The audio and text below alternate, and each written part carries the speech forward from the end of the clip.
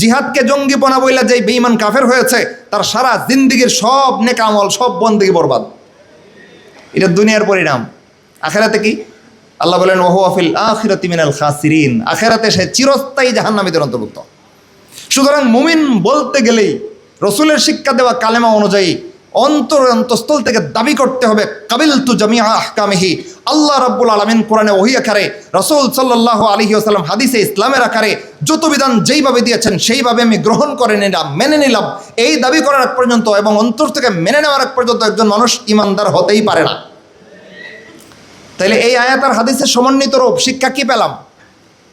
খণ্ডিত দিন চর্চাকারীরা মুসলমান, নামাজ পড়ে মুমিনের মতো, রোজা রাখে মুসলমানের মতো, হজ করে ইমানদারের মতো, জিহাদের বেলা এসে বেঈমান কাফেরদের পক্ষ অবলম্বন করে হুবহু বেঈমান কাফেরদের তৈরি করা স্লোগান জঙ্গিবাদ, টেরোরিজম ডাইরেক্ট মুসলমানের পিঠে নিক্ষেপ করে দেয়। হে আসলে আল্লাহর বান্দা না শয়তানের বান্দা? 99 ক্ষেত্রে আল্লাহর বান্দা, 1 ক্ষেত্রে শয়তানের বান্দা হলে আল্লাহর কাছে মুমিন না কাফের? ওই ফতোয়াটাই আল্লাহ দিয়েছেন, মাই ইয়াকফুর বিল ঈমান। ইমানের একটা বিষয়ের সাথে যদি কেউ কুফরি করে, সারা জিন্দেগীর সব কিছুতে ইমানদারি আছে, সবখানে মুসলমানিত্ব আছে, শুধু এক জায়গায় এসে কুফরি করছে, আল্লাহ বলেন একটা কুফরের কারণে তার সারা জিন্দেগীর বন্দেগী বরবাদ, আখিরাতে চিরস্থায়ী জাহান্নামী। সুতরাং বোঝা গেল কিয়দাংশ ইমানদার আল্লাহর কাছে মুমিন না কাফের? অর্ধাংশ মুমিন অর্ধাংশ কাফের, আল্লাহর কাছে মুমিন না কাফের? অধিকাংশ ইমানদার কমাংশ বেঈমান, আল্লাহর কাছে ইমানদার না কাফের? সব ক্ষেত্রে ইমানদার, একটা বিধানের ক্ষেত্রে বেঈমান, আল্লাহর কাছে ইমানদার না কাফের? কিন্তু আমাদের কাছে এরা মুমিন। দুঃখজনক সত্য কথা, আফসোস, আমাদের কাছে এই দাজ্জালগুলো, কাফেরগুলো ইমানদার। মরলে জানাজা দিচ্ছি, মুসলমান বলে প্রকাশ করছি। মুরজিয়াদের বদভ্যাস, কাফেরকে কাফের বলতে না চাওয়া, মুশরিককে মুশরিক বলতে না চাওয়া, মুরতাদকে মুরতাদ বলতে দ্বিধাগ্রস্ত হওয়া, মুরজিয়াদের বদস্বভাব। রাসূল সাল্লাল্লাহু আলাইহি ওয়াসাল্লাম বলেছেন, আমার উম্মতের মধ্যে 2 শ্রেণী, ইসলামের কিচ্ছু 2 শ্রেণীর মধ্যে নাই। 2 শ্রেণীর জন্য ইসলামের কোনো অংশ নাই। এক শ্রেণী হচ্ছে মুরজিয়া, আর এক শ্রেণী হচ্ছে কাদরিয়া। এটা হাদিস, বিশুদ্ধ হাদিস। রাসূল সাল্লাল্লাহু আলাইহি ওয়াসাল্লাম বলেন, আমার উম্মতের 2 শ্রেণীর জন্য ইসলামের কোনো অংশ নাই। এক শ্রেণীর নাম মুরজিয়া, আর এক শ্রেণীর নাম কাদরিয়া। কাদরিয়া যারা, তাদের দাবি এবং তাদের পরিচয় আজকে আলোচনা করবো না, লম্বা হয়ে যাবে, সময় কম। শুধু মুরজিয়াদের পরিচিতিটা বলি। এদের একটা মৌলিক পরিচয় হলো এরা কাফেরকে কাফের বলতে চায় না, মুশরিককে মুশরিক বলতে চায় না, ইরজা করে, ইরজা। এরা শৈথিল্যবাদী, দিনের ফতোয়ার ক্ষেত্রে শিথিলতা করে। যে কাফের হয়ে গেছে তারে কাফের ফতোয়া দেয় না, যে মুশরিক হয়ে গেছে তারে মুশরিক ফতোয়া দেয় না, যে মুরতাদ হয়ে গেছে তারে মুরতাদ ফতোয়া দিতে সে দ্বিধাগ্রস্ত। এবার তার পরিচয় রসুলের হাদিসে, রসুল তাকে কি নাম দিয়েছেন? মুরজিয়া। ভাই আলোচনা করতেছিলাম, আমাদের সময় আছে 12 মিনিট, 6টা 10 পর্যন্ত আলোচনার সময়, তো আর 12 মিনিট আছে, একটু খেয়াল করেন। তাহলে মুরজিয়াদের স্বভাব কি পরিচিতি পাইলাম ভাই? এরা কাফেরকে কাফের বলে না, মুশরিককে মুশরিক বলে না, মুরতাদকে মুরতাদ হিসেবে ফতোয়া দিতে তারা দ্বিধাগ্রস্ত হয়। এই লোকগুলো মুরজিয়া।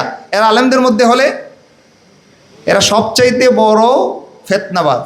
আলেমদের মধ্যে যদি কেউ মুরজিয়া হয়, এ সবচাইতে বড় ফিতনাবাজ হয়।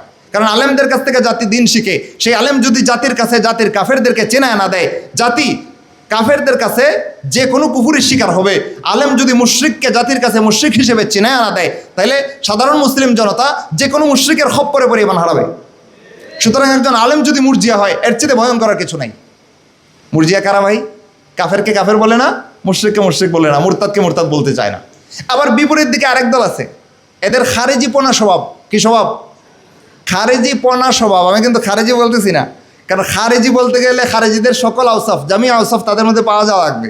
কিন্তু আমাদের সমাজে একটা শ্রেণী পাওয়া যায়, তাদের কাছে খারেজিদের সব গুণ না পাওয়া গেলেও বড় বড় কিছু গুণ পাওয়া যায়। এর মধ্যে একটা গুণ হচ্ছে মুমিনের জন্য কঠোর হওয়া আর বেঈমানের জন্য সদয় হওয়া। এরা মুমিনদেরকে গুলি করে মারে, মুমিনদের পিছনে বোমা বান্ধা রিমোট কন্ট্রোল ওই বোমা দিয়া তাদেরকে রিমোট চাইবা হত্যা করে।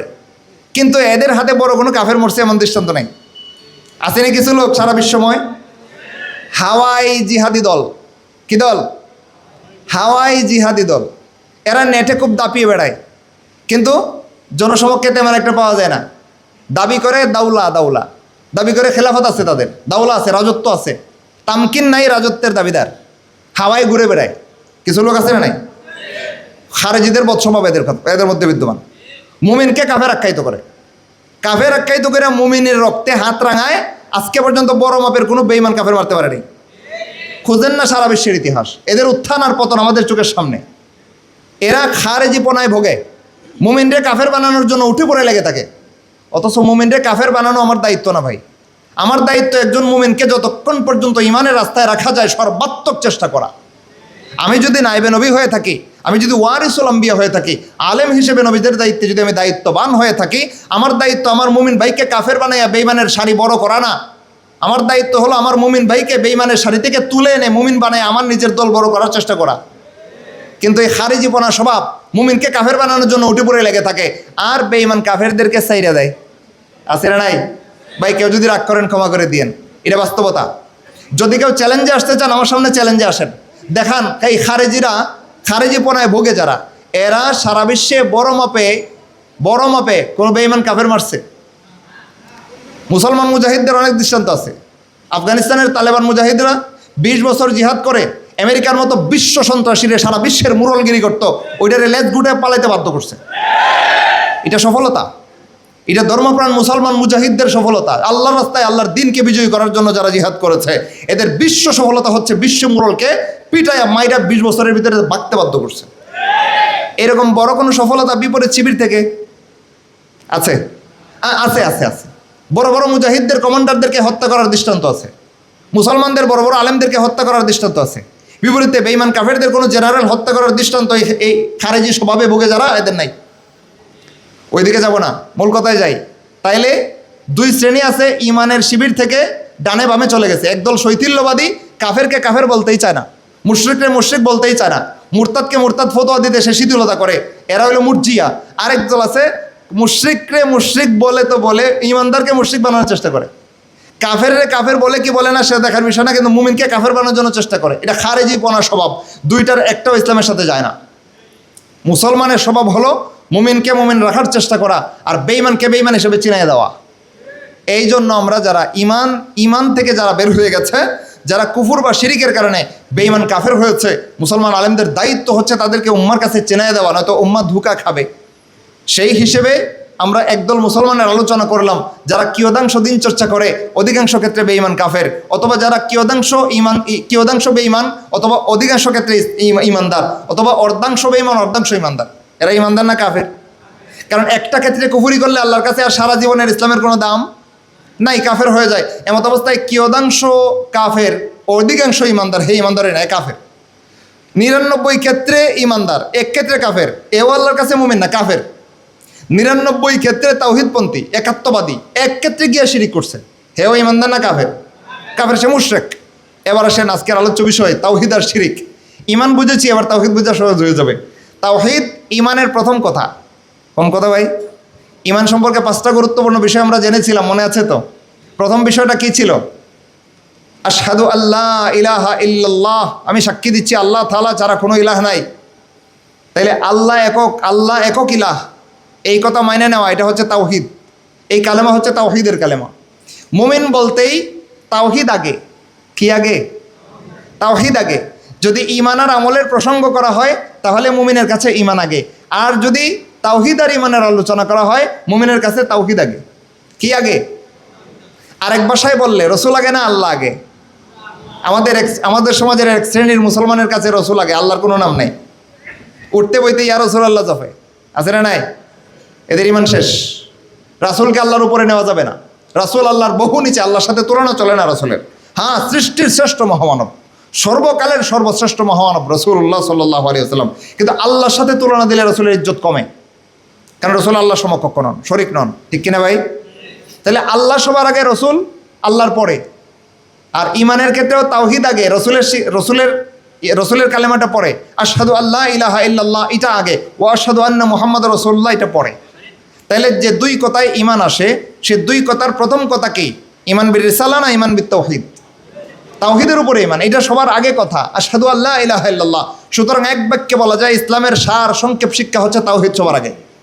তাওহীদ সবার আগে। দুঃখজনক সত্য কথা হলো আমাদের সমাজের মুসলমানদের তাওহীদের কোনো শিক্ষাই নাই। কি নাই? তাওহীদের কোনো শিক্ষাই নাই। তাওহীদ সবার আগে, দূরের কথা পরেও রাখে নাই। তাওহীদ রাখবো দূরের কথা, ইমানটাই রাখে নাই জীবনে। কিয়দাংশ কিছু নেকামল করে নিজেরা অনেক ভালো মুসলমান মনে করে। ইমান আসে কেমনে তাও জানে না, যায় কেমনে তাও জানে না, পূর্ণ হয় কীভাবে তাও জানে না, শাখা প্রশাখা কী আছে তাও জানে না, ইমানের রোকন কয়টা কী কী তাও জানে না। জানা না থাকার কারণে কী হয় জানেন? অবলীলায় ইমান বিধ্বংসী কার্যকলাপ করে, বুঝতেও পারে না। একটা উদাহরণ দিই, ইমানের রোকন সম্পর্কে জানা না থাকলে মানুষ কি করে? আমাদের সমাজে দেখবেন কিছু মানুষ ভালো কিছু হলে বলে কপালে দিছে রে, এর কপালে দিছে, কয়নি? আবার খারাপ কিছু হলে হ্যাঁ এর কপালটাই খারাপ। কিরে ভাই, তাকদির কি কপালে লেখা থাকে? কালেমা কেমনে পড়ছিলেন? ওয়াল কাদরি খাইরিহি ওয়া শাররিহি মিনাল কপাল। কেমনে? মিনাল্লাহি তাআলা। ওই ইমানের রোকনে কালেমা কেমনে পড়ছেন? রসুলের শিক্ষা দেওয়া ইমান কেমনে মুখ থেকে স্বীকার করছেন, আর বাস্তবতায় কি বলেন? ইমানে স্বীকার করছেন ভালো বা মন্দ যা ঘটে তাকদিরের ফয়সালা আল্লাহর কাছ থেকে ঘটে, আর বাস্তবে ভালো হইলে কয় কপালে দিছে, খারাপ হইলে কয় কপাল খারাপ। এটা ইমান না ইমান বিধ্বংসী কথা। শুধু ইমান বিধ্বংসী না, কপালের বিশ্বাস হিন্দুদের বিশ্বাস, মুমিনের বিশ্বাস কপাল নয়, মুমিনের বিশ্বাস তকদির। হিন্দুদের ধর্মগ্রন্থে লেখা আছে নবজাতক ভূমিষ্ঠ হওয়ার পরে অদৃশ্য দেবতা নাকি এসে ভালো মন্দ কপালে লেখে, ওই কারণেই তার জীবনে ভালো মন্দ ঘটে। তাইলে হিন্দু আনে বিশ্বাস মুমিনের মুখ থেকে স্বীকার করার পরে যদি এটা সে মাইনা নেয়, ইমান থাকবে না কাফের হয়ে যাবে? এই কুফুরি কথা আমাদের মুখ থেকে আসতেছে অহরহ অহরহ। আরও আছে, বহু আছে, এগুলো বলবার সময় নাই। আরেকটা কথা ইমান বিধ্বংসী, এটা শিরকি কথা। বড় ছাগল দেখলে রাম ছাগল, বড় দা দেখলে রাম দা, আছে নে? এই নামগুলো হিন্দুরা দিছে কেন? কেন এদের দেবতাগুলোর মধ্যে রাম সবার বড়। পিটুনি খাইলে কয় রাম দোলাই দিছে। কিরে ভাই, দোলাই কি রামে দিছে না মানুষে দিছে? পিটাইছে মানুষে কয় রাম দোলাই দিছে। এটা হিন্দু আনি ইমান। হিন্দুদের বিশ্বাস হলো রামের শাস্তি সবচেয়ে কঠোর, এজন্য কঠোর পিঠা দিলে তারা রামদোলাই বলে। হিন্দুদের বিশ্বাস হলো রাম দেবতা বড় দেবতা, এই কারণে বড় যা কিছু বলে ওইটার সাথে রাম নাম যুক্ত করে দেয়। দায়ের সাথে রাম, ছাগলের সাথে রাম, রাম ছাগল। মুসলমান বলে কি বলে না? কেন বলতেছে ভাই? যে কথাটা বোঝানোর জন্য উদাহরণগুলো দিলাম সেটা হচ্ছে ইমান আর শিরিক সম্পর্কে, তাওহীদ আর ইমান সম্পর্কে যা কিছু আল্লাহ নবী ফরজ ঘোষণা করেছেন তা না শেখার কারণে, না জানার কারণে মুসলমানের এই অবস্থা। সুতরাং ইমান এবং তাওহীদ, শিরিক আর কুফর যা কিছু শিক্ষা করা আমাদের জন্য ফরজে আইন রয়েছে। আজকে থেকে এখান থেকে আজম বিল জাজম একবারে দৃঢ় প্রত্যয় নিয়ে উঠে যাবেন যে আজকের পর থেকে ইমান আর তাওহীদ, শিরিক আর কুফর, ইমান বিধ্বংসের যা কিছু আছে আর ইমান গ্রহণ পূর্ণ হওয়ার যা আছে সব কিছুর ইলম আমাকে পূর্ণাঙ্গভাবে শিখতে হবে। রাজি আছি ইনশাল্লাহ ভাই? এবার আসেন 4 মিনিট সময় আছে, 4 মিনিটের ভিতরে তাওহীদের কয়েকটা বিষয় আমরা বোঝার চেষ্টা করি। তাওহীদ একাত্মবাদ, আমরা আল্লাহর একাত্মবাদে বিশ্বাসী। পৃথিবীর কোনো জাতিগোষ্ঠী আমাদের মুসলমানদের মতো একাত্মবাদী না, একমাত্র আমরা মুসলমানরা একাত্মবাদী। পৃথিবীর সব জাতিগোষ্ঠী বহু খোদায় বিশ্বাসী, কেউ 2 খোদা, যেমন ইহুদিরা ওয়াকালাতিল ইয়াহুদু উযাইরুন ইবনুল্লাহ, ইহুদিরা দাবি করে উযাইর আলাইহিস সালাম আল্লাহর ছেলে। তাহলে আল্লাহ এক খোদা, ওদের দ্বিতীয় খোদা। ইহুদিরা 2 খোদায় বিশ্বাসী, খ্রিস্টানরা 3 খোদায় বিশ্বাসী। আর ইহুদি আর খ্রিস্টান এই দুই ধর্মাবলম্বী বাদ দিয়ে আর যত ধর্মাবলম্বী সারা পৃথিবীতে আছে এরা বহু খোদায় বিশ্বাসী। এবার বলবেন ধর্মাবলম্বী ছাড়াও তো আরেক দল লোক আছে যারা ধর্মনিরপেক্ষ, এরা কোনো ধর্ম মানে না, আছে না নাই? এই খবিজগুলোও বহু খোদায় বিশ্বাসী। ধর্মনিরপেক্ষতার মতবাদের কাফের খবিজগুলোও বহু খোদায় বিশ্বাসী। বলবেন কেমনে? বিরাট এক বিপর্যয় ঘটছে, তুফান কিংবা বন্যা হয়ে সব বাসায় নিয়ে গেছে। এবার দেখবেন ওই ধর্মনিরপেক্ষতা মতবাদী যারা, এরা এসে এটার ব্যাখ্যা বিশ্লেষণ করে কয় প্রকৃতির রাগ ডেকে এনেছে। প্রকৃতির রাগ, ভূমিকম্প কিংবা বন্যা দেন কে? আল্লাহ দেন। যহারাল ফাসাদু ফিল বাররি ওয়াল বাহরি বিমা কাসাবাত আইদিন নাস লিইউযীকাহুম বা'দাল্লাযী আমিলু। মানুষ নিজের হাতে যা কিছু পাপাচার কামায় এর কিছু অংশের ফলাফল ভোগায় মানুষকে হেদায়েতের রাস্তায় ফিরে আনার জন্য এই জলে স্থলে কিছু উল্টাপাল্টা কর্মকাণ্ড আল্লাহ ঘটায় দেখান যে তোরা ফিরে আয়। তাইলে এই বন্যা, তুফান, ভূমিকম্প কে দেন?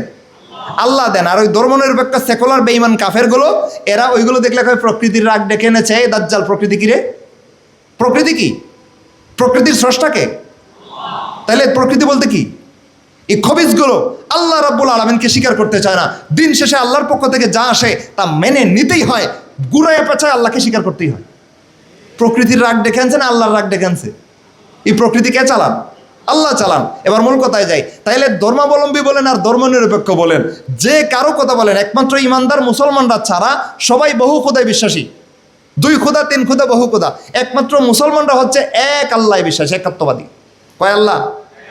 দুঃখজনক সত্য কথা, এইটুকু কথা আলোচনা করতে গেলে এক শ্রেণীর নামধারী মুসলমান ইহুদি খ্রিস্টানদের ডিম ফুটা বাচ্চা, ওরা এসে পিছনে স্লোগান জুড়ে দেয়, হাউকাউ জুড়ে দেয়, কয় খালি তাওহীদ তাওহীদ জপে। এ আসলে একটা আলাদা দল তৈরি করেছে। তাওহীদ ছাড়া ইসলাম হয়? তাওহীদ ছাড়া ইমান হয়? ইমানের প্রথম কথা তাওহীদ। ইমান ছাড়া আমল কবুল হয় না। সুতরাং আমলের